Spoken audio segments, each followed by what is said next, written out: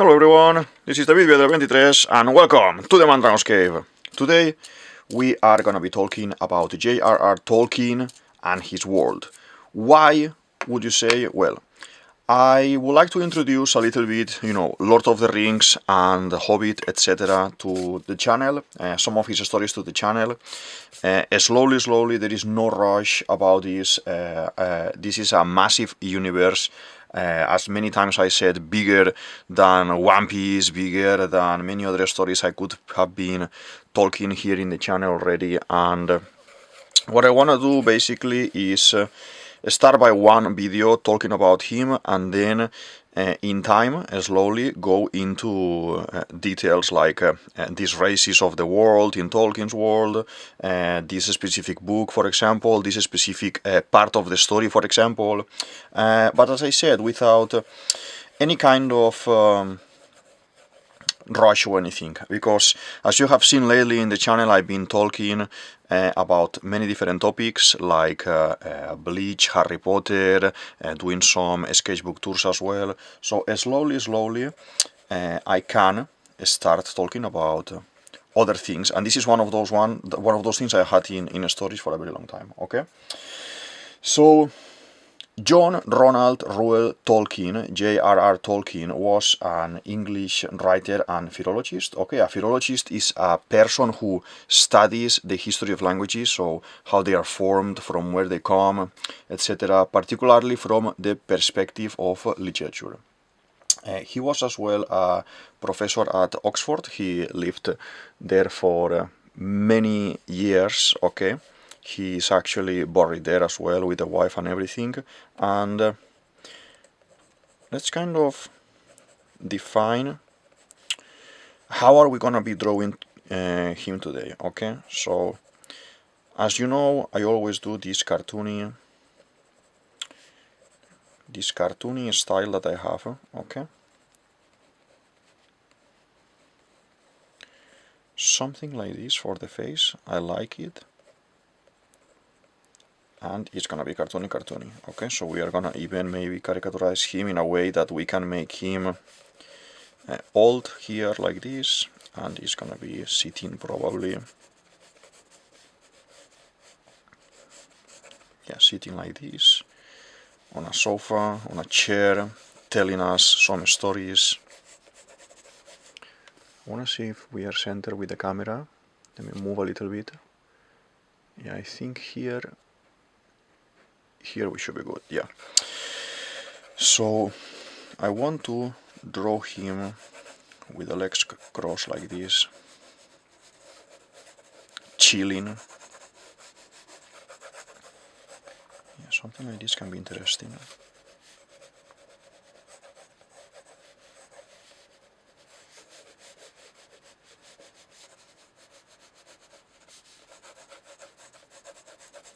Something like this can be interesting. Let's see.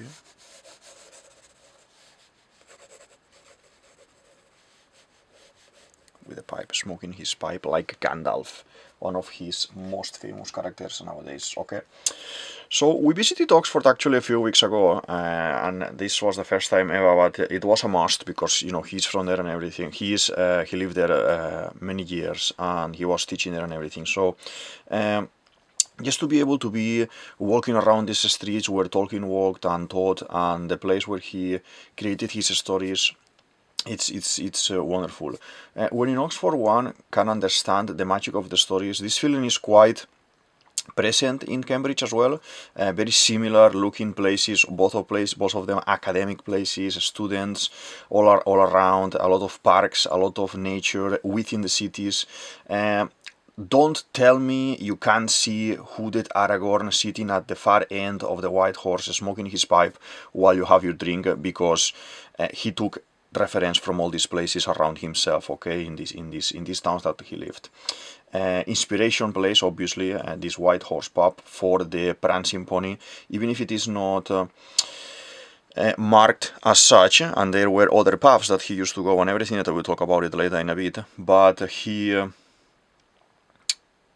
wouldn't be able to deny this, because I've been sitting there, the feeling, the atmosphere and everything, the darkness inside the place, the different levels and everything that Peter Jackson represented later in his analysis of the story with his movies very beautifully. So it is one of those places that invites to the magic and to this magical feeling. Okay, total recommendation of places if you want to visit something around the UK. These two places, Oxford and Cambridge, is worth the trip. A little bit expensive, I have to say, because you know it's famous, but beautiful and very very nice. As I was saying, there is this pub as well called the Eagle and Child that we were unlucky that time that we were there because it was closed for refurbishment or something. They had some white panels around and some scaffolding, so we couldn't actually even see the place. It was all covered. But he used to go there with these other academics and writers and creative people and everything to talk, discuss ideas, you know, and share. So they would feed in each other, like now you have as well a lot of online groups and places like this, but I think it's more human and natural to be, you know, like sitting around in a pub talking while you are reading your latest updates for your stories or your poems or your writings and your songs as well. So yeah, let's do. So he's gonna be having a very big and broad back, so this is gonna be the back, okay, and we are gonna make him like he is kind of hunching a little bit in there. Because when he used to sit, you could see kind of a little bit of this shape. So we are gonna try to emulate a little bit the design, as you can see, but obviously all from the cartoony perspective. Okay. So here we will do the hand.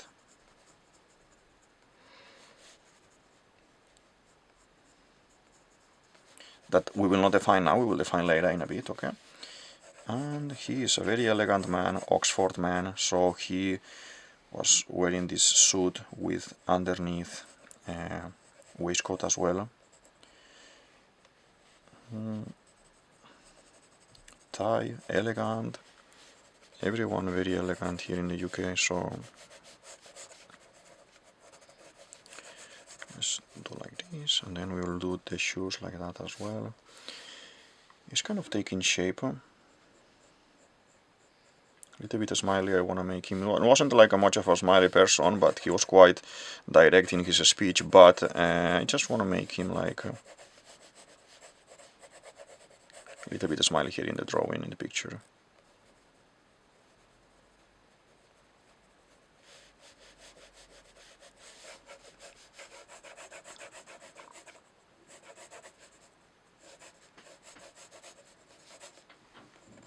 Okay. Among these people who used to go to this place as well, to this pub as well, at the time we had C.S. Lewis. You may know, if you don't know him, you may know him by his works as well, like Alice in Wonderland, Alice Through the Looking Glass, Chronicles of Narnia, and very famous works. There is this place in center of town where the Radcliffe Camera is.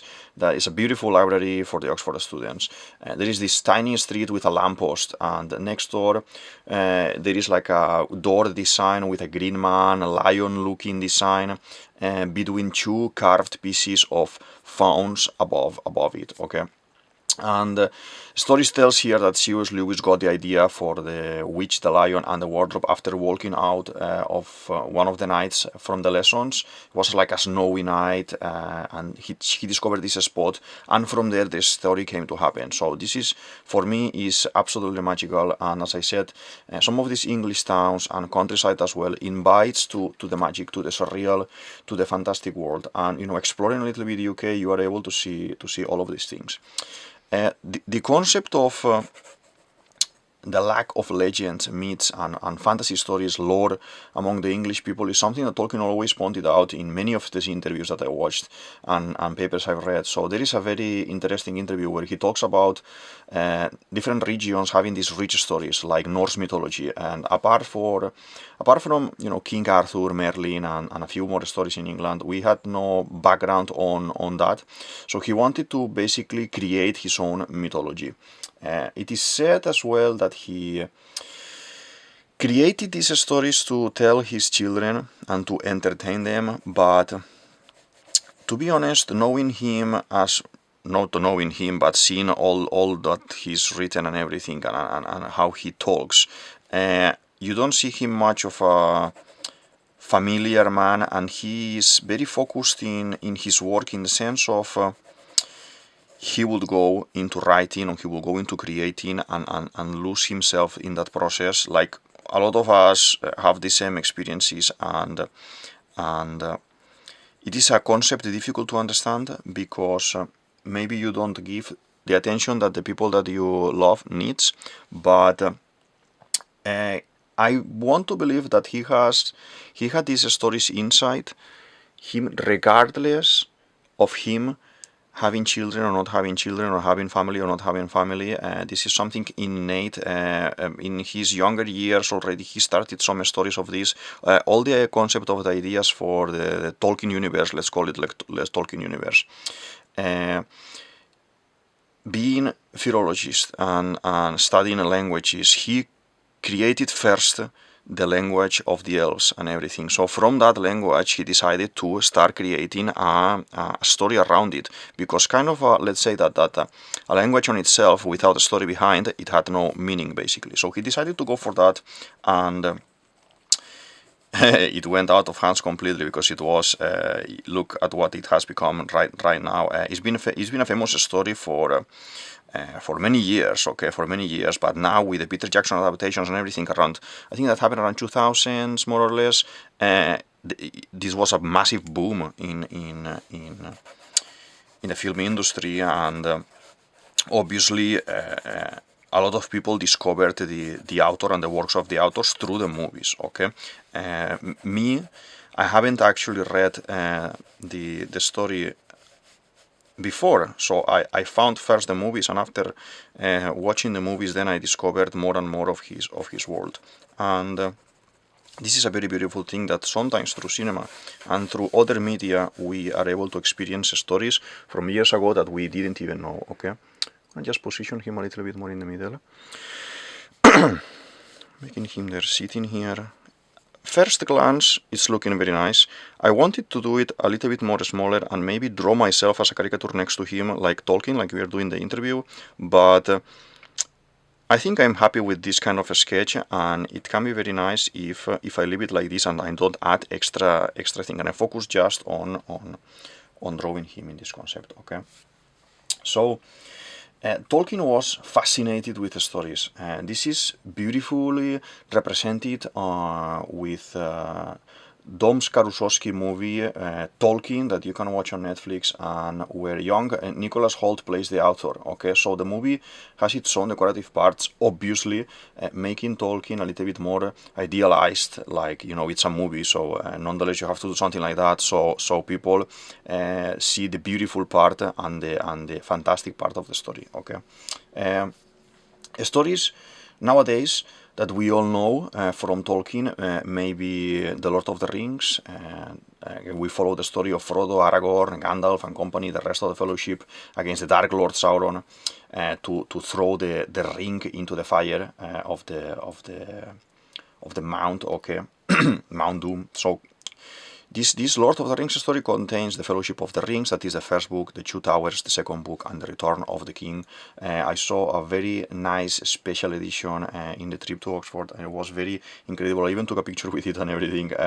There's other stories like the Hobbit, for example, following Bilbo and Thorin Oakenshield. Then we have as well the Silmarillion.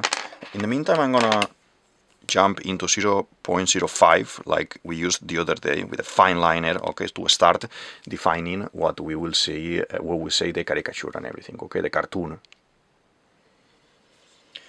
The Silmarillion, for example, that I've been mentioning, that I mentioned before, this explains the creation of the world. So how Ilúvatar, representing the entity, the figure of God, okay, this energy with a song created everything, and how the corruption of the song in one of the parts by one of the kind of bad guys, one of his spirits, made the history of Arda. So the story in this book, I will talk in about all of this with specific videos, because this is one of these things that definitely I will do more videos than other topics, like together with One Piece, Harry Potter, that you can see the Harry Potter video here as well. Harry Potter, One Piece, and videos like this with authors that they are so big and so great at storytelling and so fantastic stories. I want to keep doing more videos and more videos, okay? And I want to talk about animation and things like this as well in the channel, but this is one of those things that we will be talking in the channel a lot. And as well, I invite you to comment and mention if there is something specific as well that you want to see, and I will look into it, okay? Let's just focus here 1 second to do the face and the hair. As you can see, the cartoony type of hair that we're making here. Like that.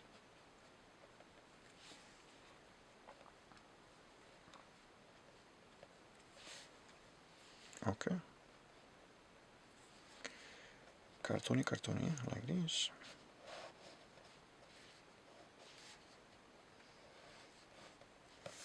Okay. So, in this Silmarillion, basically, you have all this story, and it's basically how the world is created, how the story comes to happen, how the evil comes to happen, and at the same time that this music is happening in real time for Ilúvatar, for this god, things are happening in the world that is being created, in this Arda world that is being created. So you can see you follow first. You have the first story explained with Ilúvatar, and then you see in detail different parts of the world, what is happening and how the characters are moving around and everything. Very interesting.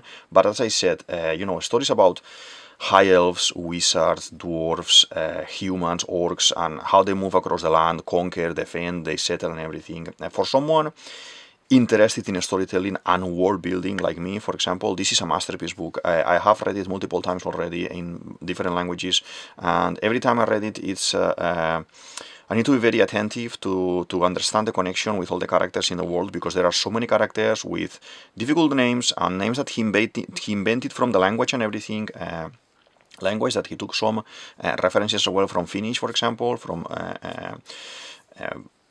language that you will not you may have some hints from other places, but you will not recognize because it's something made up. So more often than not, these pages in the Silmarillion book needs to be reread multiple times to understand who is actually doing what in what point in the story, okay? I love that when creating character design, character development, because what I do with my stories is create a world and try to understand why this character is moving this place and why not. I find it very interesting for me. As well, if there is any other colleague, like creative colleague here, doing as well storytelling, writing stories, having, I don't know, like a YouTube channel, like a blog or something, feel free to drop it in the comments so we can actually check it out and see the things you are doing as well, or even at some point, if something very nice, make even a video here, I don't know. But I do my own things, I create my own worlds, I create my own stories, and Tolkien's work, especially Silmarillion, is a referent that it teaches you how to separate the stories, and at the same time that they are separated, you can connect them and have them having importance together, and it is beautiful. The world building is beautiful. The size of the world is is extraordinary, and I totally recommend the book. I have to say it's a difficult read. I have to say it because it is not done. It is not made for everyone. It is made for the one who wants to actually understand about the concept of a world, a new world, and creating a world. Okay.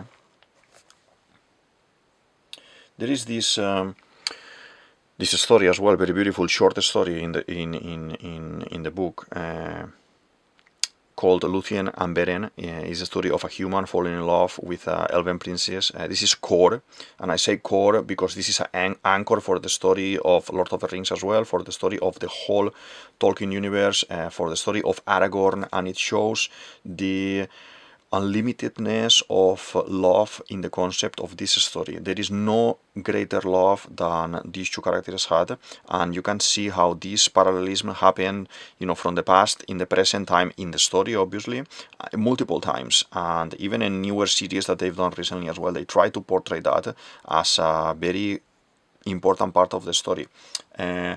There in Oxford North, the cemetery, lays Tolkien and his wife Edith, and written on the stone with their names, as they were their own, they have Luthien and Beren as well. And I find that very magical, like to live and to die in your stories, and have there with you the one you love. It's something very, very magical. As you can see, I can't stop kind of saying magical, and the magic concept is because I think it touches me deeply, because when doing stories like this yourself and seeing someone who have something similar of what you do, but finished or published or done in a way that you can see a full project, it is very interesting for me, and I love it,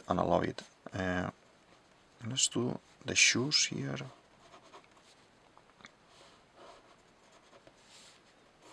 I think the drawing is going very nice. This cartoony Tolkien is going very nice. As you can see, I am kind of doing a lot of loose lines, being easy on the drawing, easy on the result. I want to draw him nice, okay, but at the same time having this cartoony sense of it, okay.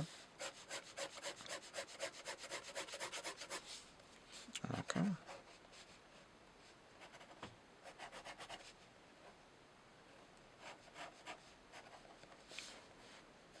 And this one goes this way, okay.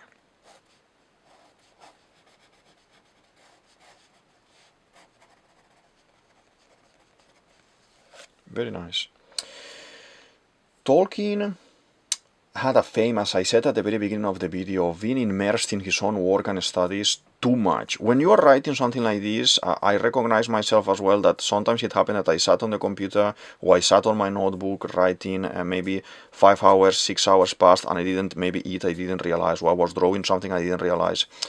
Obviously this is good for the future audience and everything, but apparently wasn't much appreciated by his own family. Obviously all of this is speculation and legends and things like that they are around him. I don't know if this is 100% true, but because we weren't there, obviously, within the family, within his inner circle. But it has been noted multiple times that his hours of dedication were basically to his work, okay. And I read some stuff as well about, the sons, the grandkids and everything, and as well there is a little bit of a clash of opinions there, where you didn't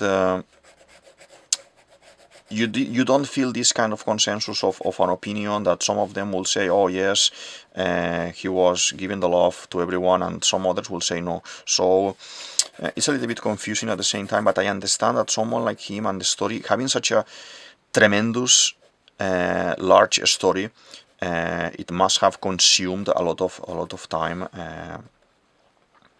in your real life, actually, to be honest. If you want to live in this other world, you need to spend a lot of time there, but I think it's something unavoidable. If you want to do something great, like, create big pieces of music, create a movie, that needs dedication and spend a lot of hours there. So I understand this concept. So even if it's kind of a myth around him, I would believe it and I will understand it, because you need to be in there to be able to create something that big. Okay. A tiny glimpse of this can be seen as well in the movie Tolkien, as I mentioned before, where at the very end, at night, Edith, his wife, is sitting outside, and he goes to ask why she's sitting there, why are you doing here alone outside at night? She says something in the line of, you didn't come out to eat, your kids brought food for you, but you didn't eat it, they left it outside, you didn't eat it either. Here the director, I think, plays the idea with mixed feelings, okay, to see what's reality, what's fantasy, and what is decoration for the movie, of having the real situation masqueraded a little bit with this idolized Tolkien character in the movie. And this is as well, I think, alluding basically to the PTSD effect after the war, but as I said, we will never know if this was true or not.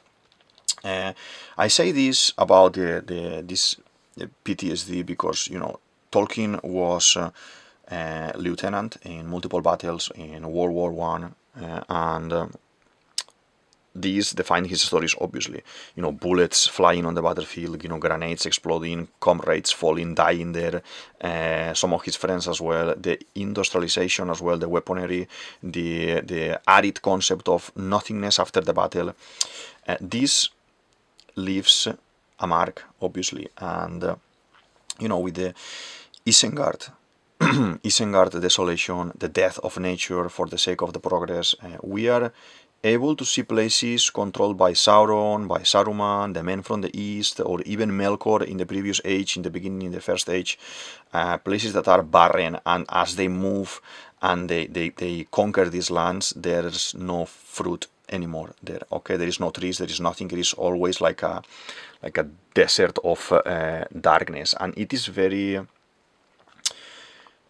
shocking how you can see those feelings of war in these parts that are conquered in the fantasy story, and I find it very tense because it's so real.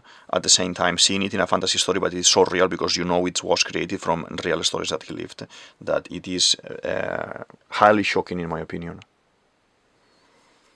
The drawing, I think, is looking quite nice. I want to draw now the hand, kind of. We have this left hand there. We can do something like this, that he is gonna be holding the pipe, okay, like Gandalf. Normally he used to smoke the one that is like this, a little one, but I'm gonna make a long one, like Gandalf type of pipe. It is interesting here, okay, like this. And we have the nails there.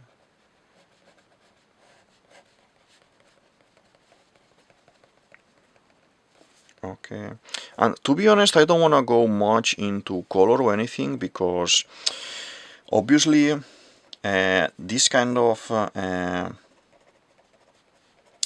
line work or black and white, it gives me the feeling of old, of ancient, of academic, of interesting.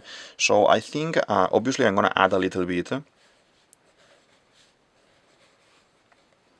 I'm gonna add a little bit of tone, like the suit and everything, but I don't wanna paint everything like the normal drawings I do, so vivid and everything. So I want to do it more sweet like this, blending with the tones and this kind of grayness, like Isengard. So the suit and a little bit the skin, the face, we will paint some tones like this, and then we will add some black as well to the tones to define. I have introduced and bubbled about you know, Tolkien for a while now, and I think something like this, we can say we have like a nice presentation done for him. You can have like an idea of the author more or less if you don't know him, or if you only knew him a bit, but this kind of settles a first stone for the possibility of talking in depth about Tolkien's world in the channel. Okay, I would like, with patience, to be able to talk about each one of the books and the stories in detail in the channel, and define and explain, for example, what is a Hobbit, what are orcs and from where they come, who was Melkor, who was Gandalf, who was Sauron, for example, and how they came to be and what powers they had and why, and all of that are things that I find very interesting for me. I am always reading about them, investigating about them, and it's content that I seek and I want to see online. So it makes sense that I do something similar as well, and I try to figure out and I try to explain the things I know about these details, okay, like all the races of the world, who created them, from where they came, and I want to analyze as well specifically the books, like take for example the Hobbit, and see how Bilbo went in the journey and who went to pick him up and why, and all these things, how the ring came to his hands as well, and the story of Gollum, kind of dissect. I want to take the characters and dissect them a little bit so we can understand all parts of the stories. I love to see these type of videos when watching, let's say, other people creating content here and doing some lore investigation, okay? Someone would enjoy a lot one topic, like I'm doing the One Piece videos that I'm gonna put here the link so you can have a look to a couple of them if you want to watch One Piece content as well. And basically with that we are going in detail. We are learning in detail about a specific character, why this character is behaving like this, why Aragorn was looking for Frodo at the beginning in Bree, because Gandalf sent him from this part, and while Gandalf was there, he was in another place. So all of these things that I am not gonna obviously explain here now, because I want to do the dedicated videos for that, we can start talking about these things and let's say amplify the scope slowly to have a bigger picture of the world. I think while doing at the same time, let's say, explanation of the Hobbit, the book, or explanation of Lord of the Rings, the Fellowship of the Ring, you may have like a base for the story. You can say, okay, I know what is happening now. I know these characters, but now I need details. Why are they wearing these weapons? From where this guy is coming?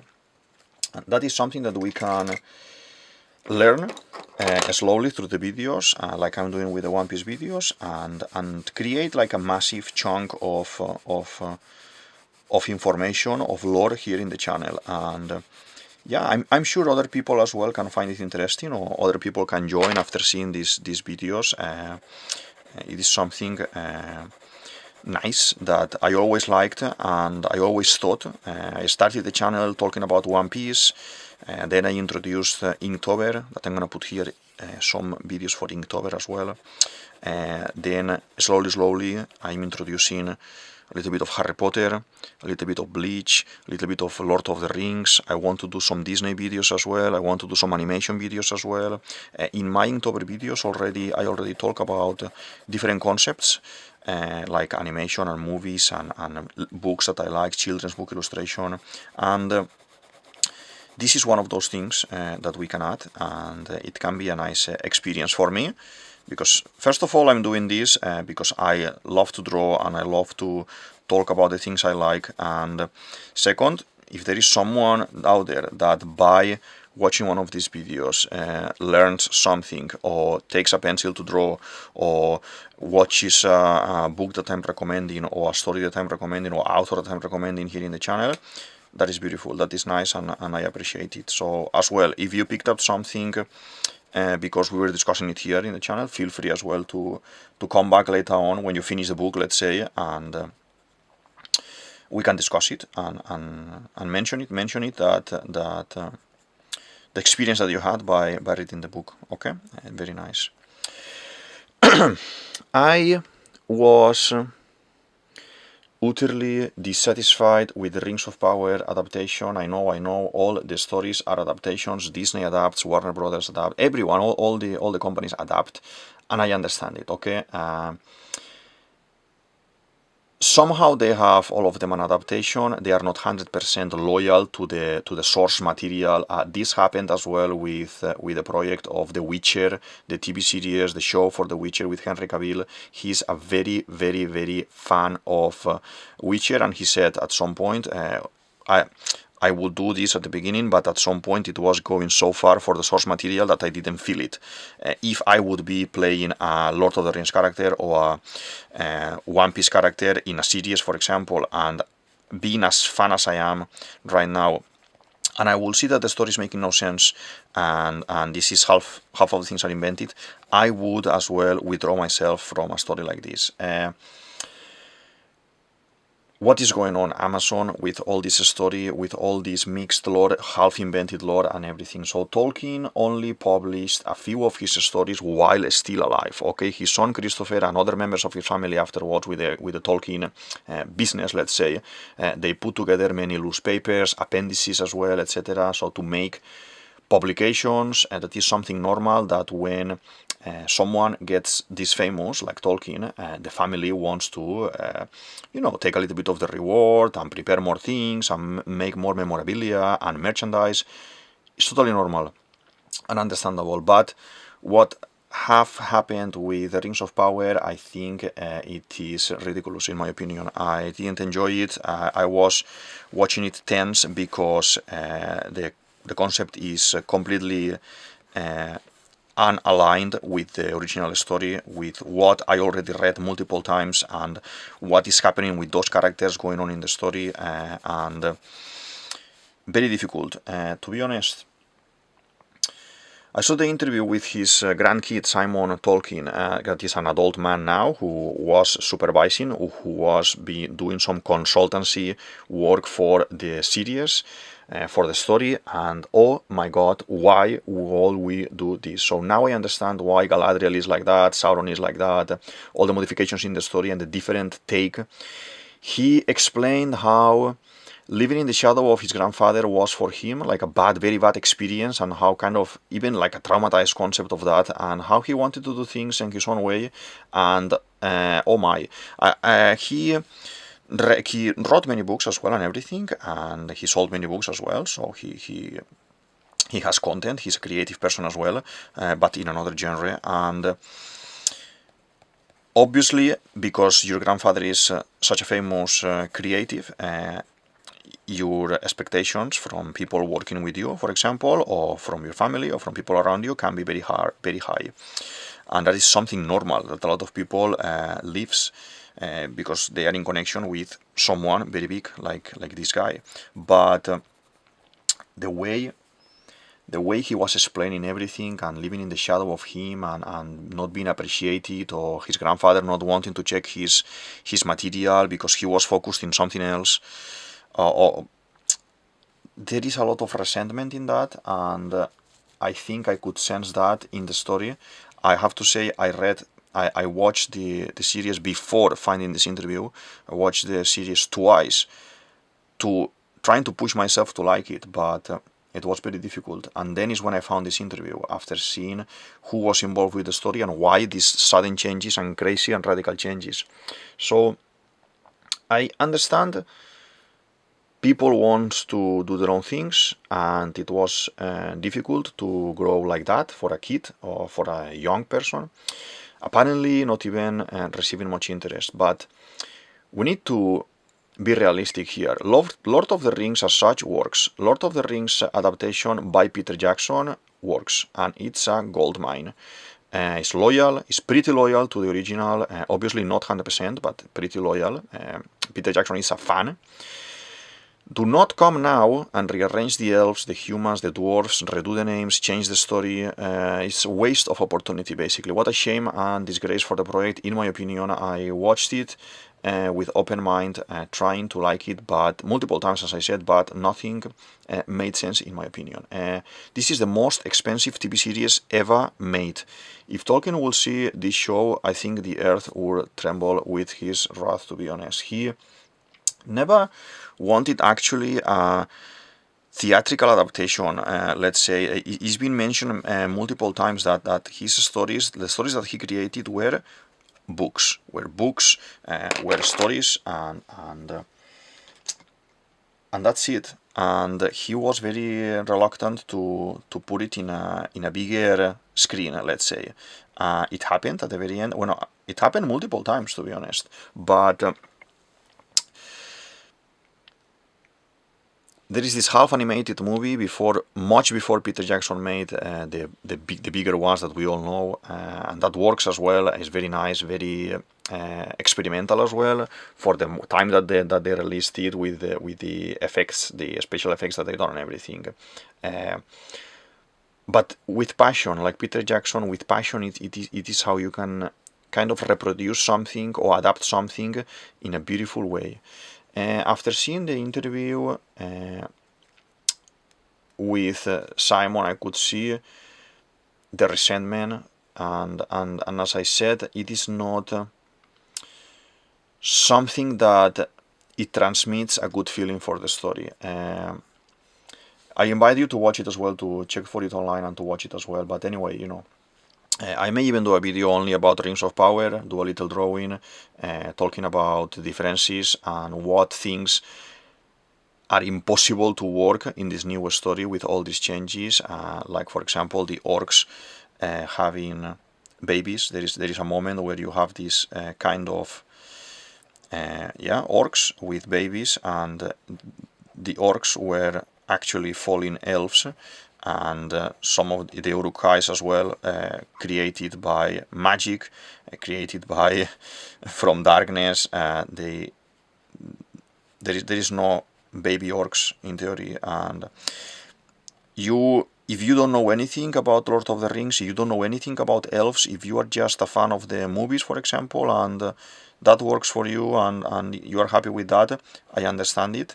But for someone who actually read these stories multiple times, understands the lore and how it works, it makes no sense, to be honest. Just gonna add a little bit of details with 0.2, so we can have some areas a little bit more easily defined with this thicker line for the line work. Okay, and I think we finished. The story that I was saying, this is a completely different story. Don't put it under Lord of the Rings umbrella, I would say. Well, let's give it a 6 out of 10 if it is something that is not under Lord of the Rings umbrella. Definitely something I will not want to watch again if it is something independent. I want to watch it to see how they are portraying the story of Lord of the Rings, Silmarillion, the appendices, Luthien and Beren, maybe Galadriel, Sauron, all these things, Gandalf. It makes no sense. And standing on its own, that it's something very independent. Okay, well, it's okay series, fantasy series. It has like, as I said, a 6 out of 10 for me, and that's it. But do not put it then under the umbrella, okay? By putting it under the umbrella of the Rings, you need to follow at least the basic rules of the lore, for God's sake. You need to follow how the elves work and how the elves are designed. The elves are designed in a very elegant manner, in a very mystical manner.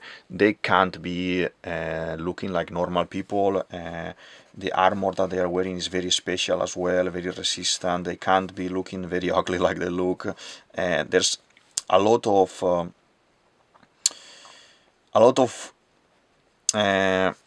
nonsense happening in the story to talk clear and everything. So if Amazon is watching this, or if anyone of the story involved in the story is watching this, you feel free to give me a call and I can have a look as well to things, because it makes no sense at the story. And in my opinion, probably 1 season more, 2 seasons more, and this project that it looked promising at the very beginning. It looked promising, to be honest.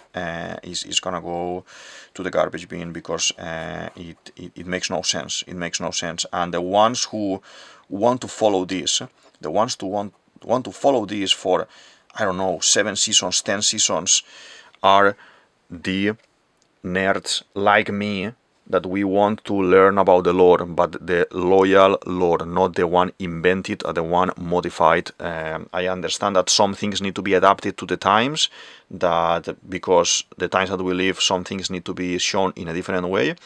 That could be arranged in a nice way, but in general, I felt very sad after my first pass watching the series.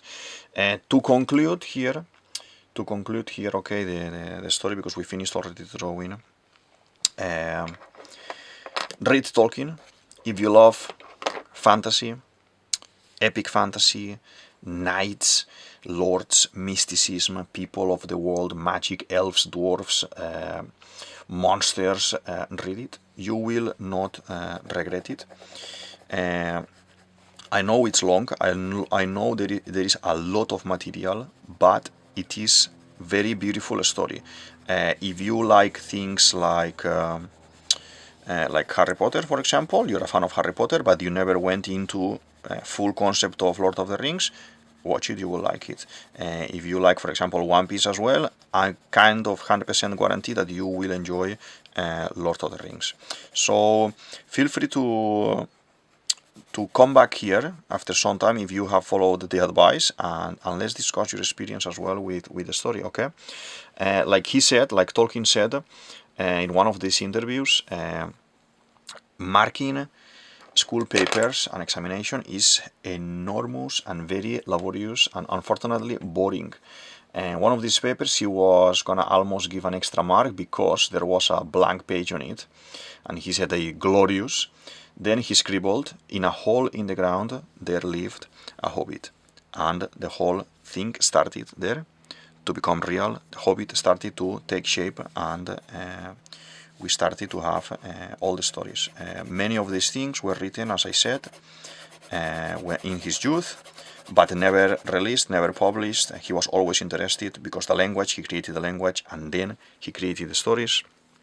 And afterwards, with his studies, his work, his academia, his experience with the war and everything took shape, and he had something more defined. The Hobbit was defined, and then, Lord of the Rings as well was defining, Silmarillion was defining.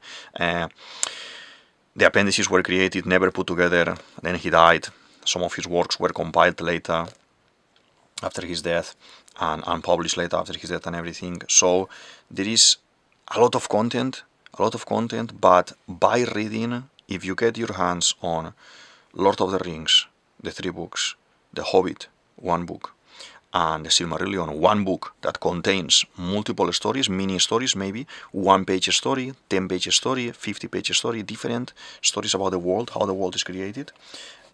You have you can take a grasp of the concept of the whole idea and understand a lot of the world.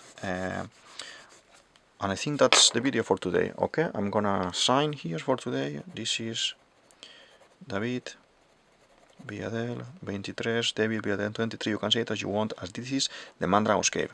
I hope you enjoyed the Tolkien introduction, the drawing, the video, the analysis, the explanation, and yeah, feel free to like, comment, subscribe, share with your friends and your family to see if they like it as well. Before the story, before the drawing, and yeah, I'll see you in the next one. Thank you very much, and let's introduce Lord of the Rings to the story. Bye.